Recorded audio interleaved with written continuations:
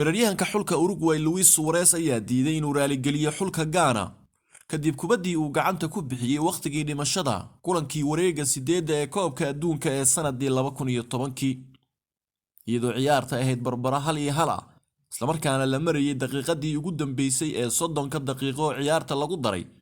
Luis Suarez ayaa kubad gool aheyd oo shabaqa ku socotay labada gacmood ku bixiyay. Luis Suarez xasaan ayuu qaatay halka Ghana loo dhigay rigoore, laakiin rigoorada waxaa khasaariyay Asamahu Gayaan iyadoo Uruguay ay rigoore ku soo baxday una gudubtay semifinaalka koobka adduunka ee sanadii 2010.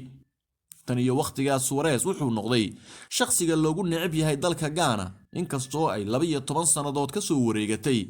dadka reer Ghana weli ma ilaabin fursadii uu Suarez kaga horjoogsaday maalintaasi. ayaa haatan isaga hor imaanaya iyagoo ku wada jira groupka H, taasoo qasab ka dhigtay in Suarez uu warbaahinta hor yimaado. waxaa durbadiiba la weydiiyay haddii uu raaligelin ka bixinayo kubaddii goolka ahayd ee uu labada gacmood ku badbaadiyay ee Ghana u diiday inay u gudubto semifinaalkii koobkii adduunka ee 2010. joornaalisto u dhashay dalka Ghana ayaa ku yiri qaar ka mid ah taageerayaasha Ghana waxay dareemayaan inaad weli tahay shaydaan soo taagan, waxayna doonayaan inaad ciyaaraha ka fadhiisato. Suarez oo ka jawaabaya ayaa yiri raaligelin kama bixinaya inaan goolka gacantayda ku badbaadiyay. waa sax, kubadda ayaan gacanta ku badbaadiyay, laakiin ciyaaryahanka Ghana ayaa qasaariyay rigoorada ee aniga ma qasaarin.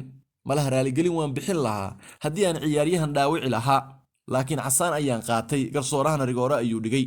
waxaana qaladka iska lahaa oo rigoorada qasaariyay ciyaaryahan ka soo jeeda dalkaasi Ghana.